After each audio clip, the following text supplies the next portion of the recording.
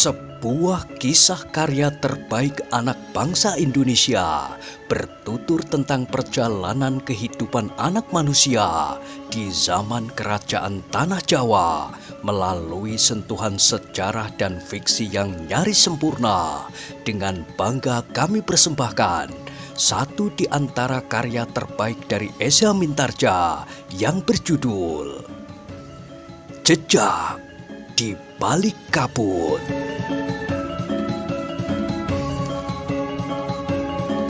Pada kesempatan yang sangat baik ini, kita masuk pada episode yang ke-139.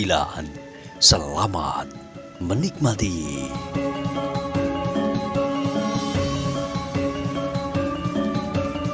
Pada episode sebelumnya telah diceritakan, dalam pada itu kedua pengawal adik Paksi yang bertempur melawan Paksi Pamekasan pun seakan-akan sudah tidak berdaya lagi. Pada saat-saat terakhir, Paksi Pamekasan pun sudah bersiap-siap menangkap adiknya. Namun ia harus berhati-hati. Anak itu dapat saja melakukan sesuatu yang tidak diduga-duga. Namun Paksi Pamekasan terkejut bukan kepalang ketika adik Paksi Pamekasan itu menjadi berputus asa karena merasa tidak mungkin lagi dapat melawan kemampuan ilmu Paksi Pamekasan serta Pangeran Benowo dan Raden Sutawijaya. Maka adik Paksi Pamekasan pun tiba-tiba telah meloncat menerkam adik perempuannya. Dengan pisau belati adik Paksi Pamekasan itu mengancam leher adik perempuannya sambil berteriak, "Jika kalian tidak menghentikan pertempuran, gadis kecil ini akan mati." "Nger!" teriak ibu Paksi Pamekasan, tetapi adik laki-laki Paksi Pamekasan itu tidak mau melepaskannya. Bahkan sambil menyeret gadis kecil itu beberapa langkah surut, ia berteriak, "Semuanya berdiri di tangga pendopo, cepat!" Gadis kecil itu mencoba untuk meronta-ronta dan berteriak. Suaranya tersendat di lehernya yang tertekan oleh tangan kakaknya. "Ibu, Kakang Paksi!" Suaranya patah-patah. "Diam kau, pisau ini dapat memutuskan tenggorokanmu." Gadis kecil itu menjadi sangat ketakutan, apalagi ketika ia diseret beberapa langkah surut. "Lepaskan adikmu," berkata Paksi Pamekasan. "Jika kau ingin menukar dengan aku, lakukanlah. Aku tidak akan melawan." "Kau tentu akan berbuat licik," teriak adik laki-lakinya. "Tidak, aku benar-benar akan menyerah. Tetapi lepaskan adikmu. Bukankah gadis kecil itu adikmu? Jika kau tidak mengakui aku sebagai saudaramu, maka kau tidak dapat ingkar bahwa anak itu adalah adikmu. Persetan dengan hubungan keluarga, siapapun tetapi yang tidak berarti bagi perjuanganku akan dapat aku singkirkan."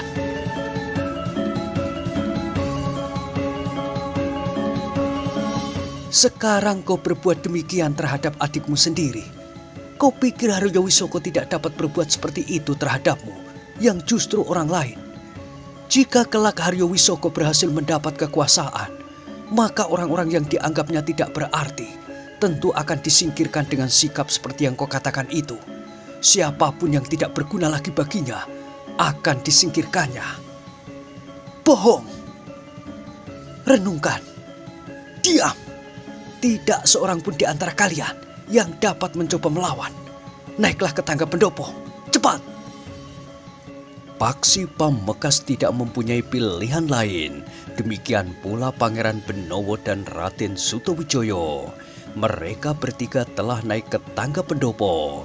Mereka pun kemudian berdiri termangu-mangu. Bahkan ketika ibunya melangkah mendekati, adik laki-laki Paksi Pamekasan itu pun berteriak, "Ibu juga harus naik ke tangga pendopo, cepat!" Sementara itu adik perempuannya itu pun masih saja memanggil-manggil, "Ibu, ibu, Kakang Paksi, tolong aku." Paksi Pamekasan menggeretakkan giginya. Ia tidak mengira sama sekali kalau racun yang ditaburkan oleh ayahnya itu sudah merasuk demikian dalamnya sampai ke tulang-tulang.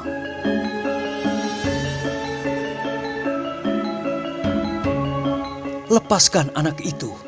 Kau dapat membawa aku, dan jika kau akan membunuhku, lakukanlah. Tetapi jangan kau sakiti anak itu. Geram Paksi Pamekasan. Adik laki-laki Paksi Pamekasan itu nampak ragu-ragu. Tetapi ketika ia melihat Pangeran Benowo dan Raden Sutawijoyo, maka ia pun berkata di dalam hatinya, "Mungkin aku dapat membunuh Paksi, tetapi kedua orang itu tentu tidak mau mengorbankan dirinya. Mereka tentu tidak akan peduli lagi apakah aku akan membunuh gadis kecil ini atau tidak. Sementara itu, kami tidak akan dapat melawan meskipun mereka tinggal berdua." "Lepaskan anak itu!" teriak Paksi Pamekasan. Tetapi adik laki-lakinya itu berkata, "Aku akan membawa anak ini. 2 orang pengawalku akan mengawasi kalian. Jika kalian mencoba mengejar kami, maka anak ini akan mati. Sementara itu, jika Fajar menyingsing, sedangkan kedua orangku yang mengawasi kalian belum juga menyusul kami, maka anak ini juga akan mati." "Tetapi anak itu adikmu sendiri," tangis si ibunya. "Aku tak peduli, sudah aku katakan, untuk kepentingan perjuanganku siapapun dapat dikorbankan." "Tetapi jangan adikmu." "Jangankan adikku, ibuku dan siapapun dapat saja dikorbankan jika itu menguntungkan perjuanganku. Perjuangan Haryo Wisoko untuk menciptakan masa depan yang baik bagi Pajang."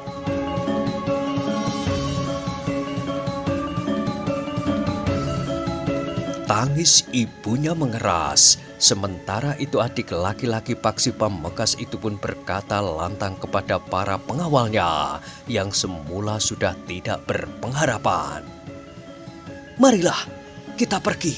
2 orang di antara kalian tinggal di sini untuk mengawasi agar orang-orang itu tidak memburu kami. Jangan takut. Jika Fajar menyingsing dan kalian belum menyusul kami karena orang-orang di rumah ini berbuat curang terhadapmu, maka anak ini akan mati." Hampir bersamaan para pengawal itu mengangkat wajahnya. Sebenarnya lah cahaya merah sudah mulai membayang di langit. Sebentar lagi Fajar akan menyingsing. Matahari pun akan terbit. Tidak seorang pun dapat menahan ketika adik laki-laki Paksi Pamekasan itu meninggalkan halaman sambil mengancam gadis kecil itu dengan pisau belati di lehernya. 2 orang pengawal masih berada di halaman itu. Paksi Pamekasan, Pangeran Benowo dan Raden Sutawijoyo pun tidak dapat bertindak terhadap mereka. Mereka tidak dapat memperhitungkan apakah jika keduanya tidak menyusul adik laki-laki Paksi Pamekasan itu, pada saat Fajar menyingsing, gadis kecil itu benar-benar dibunuh atau hanya sekedar untuk menakut-nakuti. Apalagi ketika ibu Paksi Pamekasan yang menangis itu berkata, "Jangan berbuat sesuatu yang dapat membahayakan nyawa adikmu, Paksi." Paksi Pamekasan pun patuh terhadap ibunya. Demikian pula Pangeran Benowo dan Raden Sutawijoyo. Mereka tidak berbuat sesuatu terhadap kedua orang pengawal itu. Beberapa saat menjelang fajar, maka kedua orang itu pun mulai bergeser mendekati regol halaman. Seorang di antara mereka berkata, "Jangan berbuat macam-macam. Jika kalian tidak ingin kepala gadis itu terpisah dari tubuhnya, kami tidak main-main. Bagi kami, tidak ada yang lebih berharga dari perjuangan kami." Tidak ada yang beranjak dari tempatnya. Mereka tidak mau gadis kecil itu menjadi korban kegilaan para pengikut Haryo Wisoko. Ketika kedua orang itu hilang di balik pintu regol, maka Paksi Pamekasan pun segera meloncat turun sambil berkata, "Kita ikuti orang-orang itu." Namun ibunya pun segera berteriak, "Jangan berbuat sesuatu yang dapat membahayakan nyawa anak itu." Paksi Pamekasan tertegun. Ia melihat air mata masih mengalir membasahi pipi perempuan itu. Pangeran Benowo dan Raden Sutawijoyo pun tertegun pula. Namun ketiganya akhirnya tidak dapat meninggalkan Nyi Tumenggung. "Sudahlah ibu," berkata Paksi Pamungkas kemudian.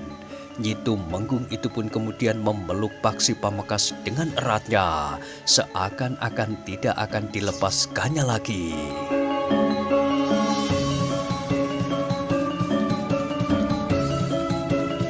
"Tinggal kau yang sekarang ada padaku, Paksi. Jangan pergi." "Aku tidak akan pergi, ibu. Aku akan tetap berada bersama ibu. Tetapi aku minta waktu untuk mencari anak itu." "Siapa yang kau maksud?" "Adik-adikku. Berbahaya sekali, Paksi. Setidak-tidaknya aku harus menemukan gadis kecil yang ketakutan itu. Ia tidak akan dibawa sampai jauh. Anak itu akan menghambat perjalanan. Anak itu tentu segera dilepaskan." "Apakah kakaknya tidak akan menyakitinya?" "Tidak, aku kira tidak, ibu. Ia tidak bersungguh-sungguh. Ia hanya ingin menyelamatkan diri." Ibunya termangu-mangu sejenak, namun kemudian ia pun berdesis. "Hati-hatilah, Paksi. Cari adik perempuanmu itu. Bawa ia kepadaku." "Baik, ibu." Paksi Pamungkas pun kemudian minta diri kepada ibunya. Demikian pula Pangeran Benowo dan Raden Sutawijoyo. Demikian mereka turun ke jalan, maka Raden Sutawijoyo pun berkata, "Pada satu sisi, Haryowisoko benar-benar berhasil." "Apa yang berhasil, Raden?" bertanya Paksi Pamungkas. "Ia berhasil membentuk watak orang-orangnya menjadi seakan-akan tidak berpribadi lagi. Mereka menjadi semacam alat yang tidak lagi sempat mempergunakan nalarnya." Sementara itu langit pun menjadi terang oleh warna merah kekuning-kuningan. Jalan pun mulai hidup. 1-2 orang melintas ke arah yang berbeda-beda dan keperluan yang berbeda-beda pula. Ada yang akan pergi ke pasar untuk berbelanja, tetapi ada yang ke pasar untuk menjual hasil kebunnya. Ada yang akan bepergian mumpung masih pagi, tetapi ada juga yang melintas dengan tergesa-gesa karena keperluannya yang mendesak. Paksi Pamungkas merenungi kata-kata Raden Sutawijoyo. Ia memang menjadi heran. Dalam waktu yang singkat, adiknya benar-benar telah berubah. Tetapi menurut Paksi Pamungkas, itu bukan saja karena keberhasilan Haryowisoko dan pendukung-pendukungnya, tetapi Ki Tumenggung Sarpabiwada sendiri telah menanamkan kebencian di hati anak laki-lakinya itu terhadap keluarganya sendiri. Demikianlah, maka ketika orang itu pun berjalan dengan tergesa-gesa, mereka memang tidak tahu pasti kemana mereka harus pergi. Tetapi menilik apa yang dikatakan oleh adik laki-lakinya, Paksi Pamungkas dapat menduga bahwa mereka pergi ke luar kota. Sedangkan jalan yang akan mereka tempuh nampaknya sudah dipersiapkan lebih dahulu. Namun mereka tidak tahu jalan yang manakah yang akan dilalui oleh adik laki-laki Paksi Pamungkas itu. "Kita harus mengelilingi dinding kota, pintu-pintu gerbang di beberapa penjuru, serta gerbang butulan di beberapa tempat," berkata Paksi Pamungkas. "Iya," sahut Pangeran Benowo. Namun katanya kemudian, "Tetapi mungkin mereka tidak melewati gerbang yang manapun. Mungkin mereka meloncati dinding atau menerobos terowongan-terowongan sungai di hilir dan di udik. Terowongan-terowongan air itu semuanya diawasi," berkata Raden Sutawijoyo. "Sulit bagi mereka untuk keluar lewat terowongan di hilir maupun di udik. Mungkin mereka masih tetap berada di dalam kota," desis Pangeran Benowo. Paksi Pamungkas mengangguk-angguk. Ia sadar bahwa banyak kemungkinan dapat terjadi. Mungkin adik laki-lakinya itu memang tidak benar-benar pergi ke luar kota. Seperti Haryowisoko, ia hanya ingin menyesatkan orang-orang yang mencarinya. Bahkan mungkin orang-orangnya dalam tugas sandi mengetahui bahwa ia sedang dicari oleh Paksi Pamekasan, Pangeran Benowo dan Raden Sutawijoyo. Paksi Pamekasan, Pangeran Benowo dan Raden Sutawijoyo itu menempuh arah menurut perhitungan mereka. Tempat-tempat yang paling mungkin dilewati. Adik perempuan Paksi Pamekasan itu tentu akan ditinggalkan begitu saja, karena untuk membawanya lebih jauh justru akan merepotkannya. Ketiganya memang menjadi gelisah. Ketika panas matahari mulai terasa menggatalkan kulit, mereka berjalan semakin cepat menelusuri lorong-lorong, bahkan semak-semak.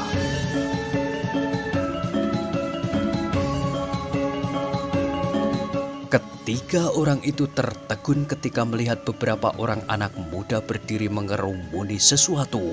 Karena itu dengan tergesa-gesa mereka mendekati mereka. Ketiganya terkejut ketika mereka melihat seorang gadis yang terbaring diam di atas rerumputan kering. Matanya terpejam, pakaiannya tampak kusut. Ternyata gadis kecil menginjak usia remaja itu adalah adik Paksi Pamekasan. Tetapi ketika ia menyibak beberapa orang anak muda yang mengerumuninya, maka mereka pun telah mendorong Paksi. Seorang di antara mereka berkata, "Mau apa kau, Paksi Pamekasan memandang anak muda itu dengan tajamnya, sementara anak muda itu berkata selanjutnya, "Kami yang menemukan gadis cantik ini, kamilah yang berhak membawanya. Kau akan membawanya kemana? Terserah kepada kami," jawab anak muda itu. Paksi Pamekasan memandang beberapa orang anak muda yang mengerumuni adik perempuannya itu. Wajah-wajah mereka nampak garang, pakaian mereka pun tidak menentu. Ada di antara mereka yang nampaknya masih terpengaruh oleh tuak yang baunya tercium dari mulut mereka. "Itu adikku," berkata Paksi Pamekasan. "Omong kosong," geram anak muda yang masih sedikit mabuk. "Kau tentu juga tertarik pada parasnya yang cantik, kulitnya yang kuning dan bibirnya yang mungil itu. Pergi, kami akan membawanya kemana kami inginkan." "Itu adikku, kau dengar? Ia diculik orang semalam." "Aku tidak menculik gadis ini. Ketika kami lewat jalan kecil ini, kami menemukannya dalam keadaan seperti ini." "Jika demikian, kenapa kalian tidak menolongnya?" "Kami akan menolongnya. Kami akan membawanya pulang." "Apa yang akan kalian lakukan terhadap gadis kecil ini?" bertanya Paksi Pamekasan. Anak muda itu memandang Paksi Pamekasan dengan tegang, namun ia pun kemudian tertawa. Demikian pula kawan-kawannya ikut tertawa pula. Seorang yang bertubuh tinggi kekar maju selangkah sambil menjawab, "Kami akan memperlakukannya sebagaimana akan kau lakukan atas gadis cantik ini. Aku akan membawanya pulang. Gadis kecil itu adalah adikku. Apakah kalian tidak mendengar?" Suara Paksi Pamekasan mulai meninggi. "Pergilah," berkata orang bertubuh tinggi kekar itu. "Jangan ganggu kami. Jika kami menemukan gadis cantik ini, itu adalah rezeki kami. Kalian tidak usah menjadi iri. Aku peringatkan sekali lagi, anak itu adalah adikku. Ia sudah bukan anak-anak lagi. Ia sudah pantas bersuami." "Cukup!" Paksi Pamekasan telah kehilangan kesabarannya. "Minggir, aku akan membawa adikku pulang." "Apa?" bertanya orang yang bertubuh tinggi kekar itu. "Kau berani membentak aku? Nampaknya kau belum mengenal siapa kami." "Kalian siapa?" "Kami yang berkuasa di lingkungan ini. Semua orang harus tunduk kepada kami." "Aku tidak peduli," jawab Paksi Pamekasan. "Tetapi itu adalah adikku. Aku harus menyelamatkannya, juga menyelamatkan dari tangan kalian. Anak-anak muda edan yang tidak tahu diri. Dalam suasana seperti ini, masih ada saja anak-anak muda yang tidak mempunyai tempat berpijak."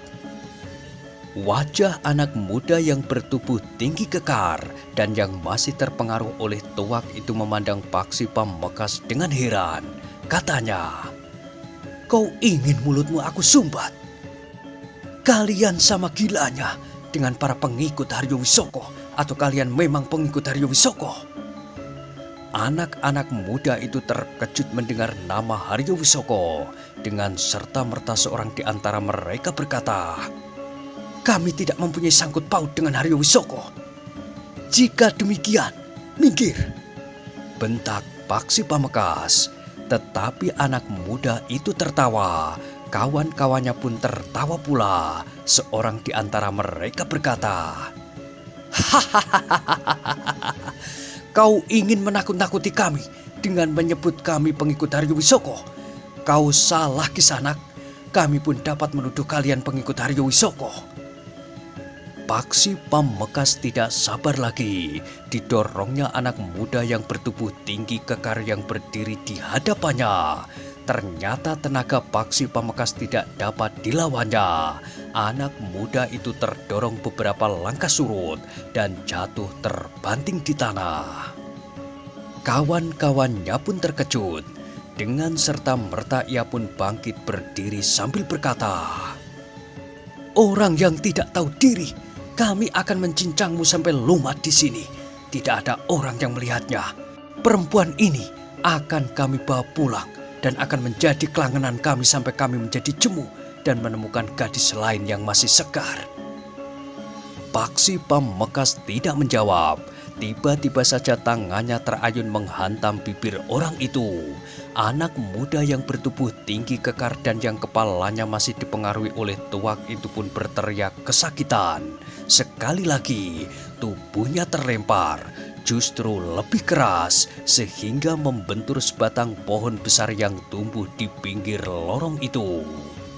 Sekali lagi kawan-kawannya terkejut, namun mereka pun menjadi marah pula. Seorang di antara mereka berkata lantang, "Hancurkan anak itu, biar ia tahu siapa kita." Sekelompok anak-anak yang marah itu tidak menunggu lagi. Serentak mereka menyerang Paksi Pamungkas. Tetapi Pangeran Benowo dan Raden Sutawijoyo tidak membiarkan Paksi Pamungkas berkelahi sendiri melawan sekelompok anak-anak muda yang sebagian masih mabuk itu. Bertiga mereka bergerak serentak menghadapi anak-anak muda yang nampak garang itu. Paksi Pamungkas, Pangeran Benowo dan Raden Sutawijoyo tidak memerlukan waktu yang lama. Demikian anak-anak muda itu menyerang. Maka satu demi satu mereka terpelanting jatuh. Beberapa orang masih berusaha bangkit, tetapi yang lain hanya dapat menggeliat dan mengerang kesakitan. Punggung mereka rasa-rasanya menjadi patah. Tetapi agaknya anak-anak muda itu tidak mau menerima kenyataan itu begitu saja. Seorang di antara mereka masih sempat melarikan diri.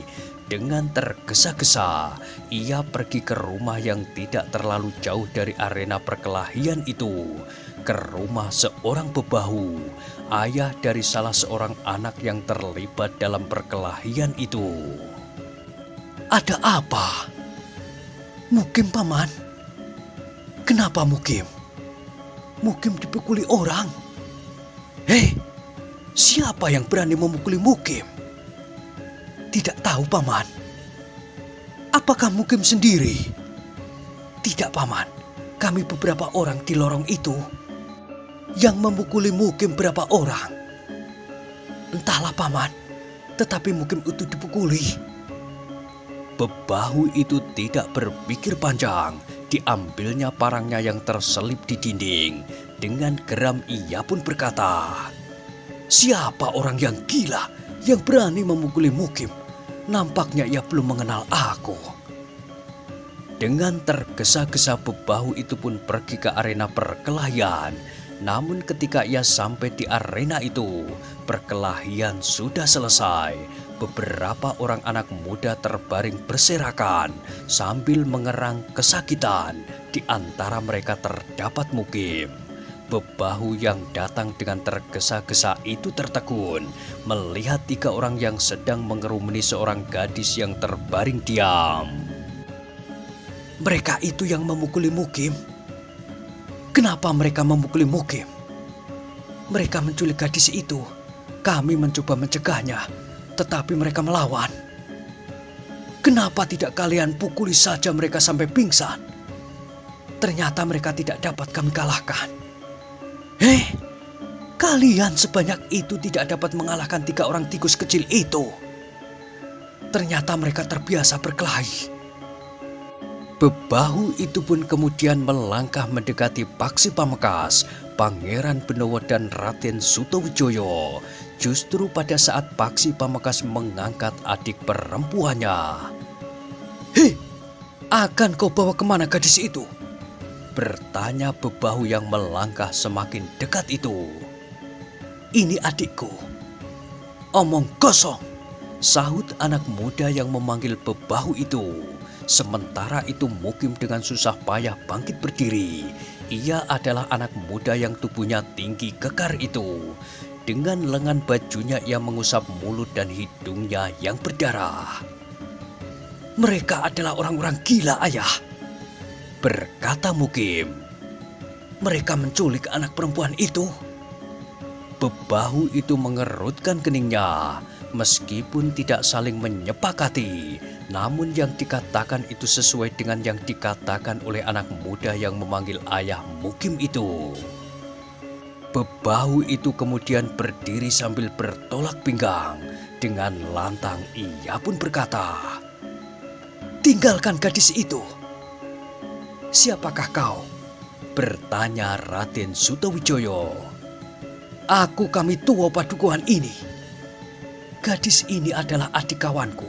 Semalam suntuk kami mencarinya. Ternyata kami menemukannya di sini." "Orang itu bohong, Paman," berkata anak muda yang memanggil Bebahu itu.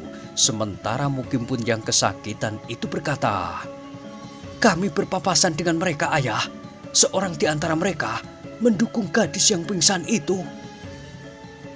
"Tinggalkan gadis itu," bentak Bebahu itu. "Kami akan membawanya," jawab Raden Sutawijoyo. "Tinggalkan gadis itu, kau dengar?" Bebahu itu berteriak. Tetapi Raden Sutawijoyo menjawab dengan tegas, "Tidak. Bocah edan, apakah aku harus memaksamu? Dipaksa atau tidak, kami akan pergi sambil membawa gadis kecil itu. Kawanku akan membawanya pulang dan menyerahkannya kepada ibunya. Anak demit, kau memang harus dibuat jerah."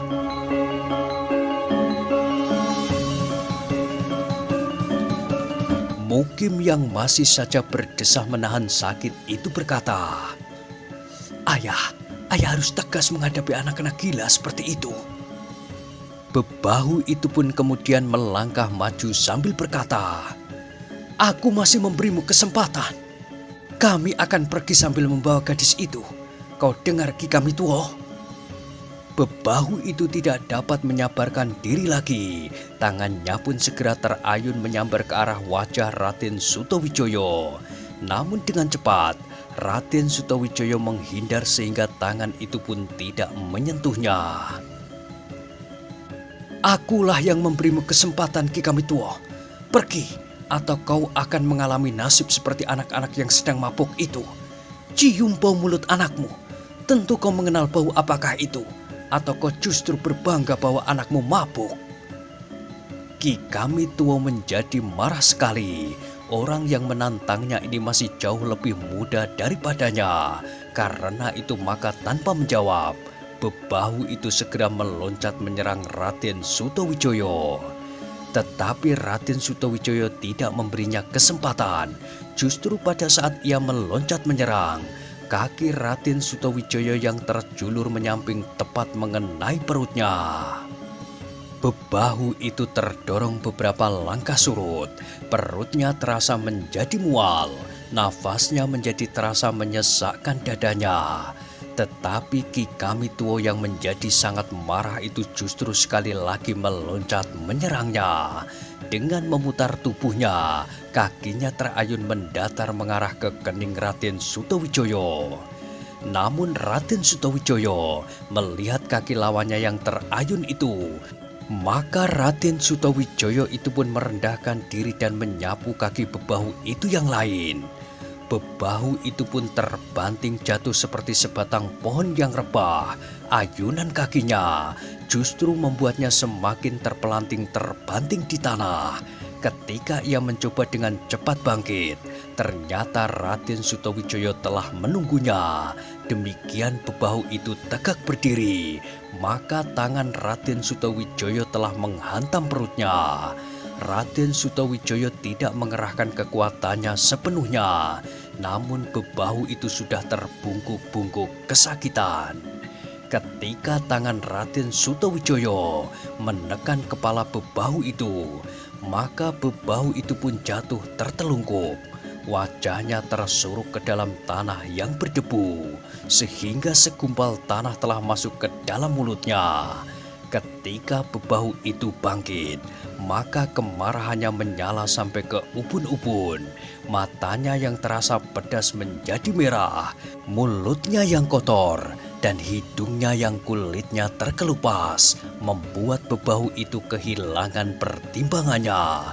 Dengan lantang ia pun berteriak, "Pukul kentongan dengan irama titir!" Gila! Raden Sutawijaya mencoba mencegahnya. Dalam masa kalut ini, kentongan dengan irama titir akan dapat mengundang keresahan banyak orang. Persetan, kau memang harus ditangkap. Anak muda yang memanggil bebahu itu tidak menunggu lagi. Ia pun segera berlari ke rumah terdekat. Sejenak kemudian, terdengar suara kentongan dengan irama titir.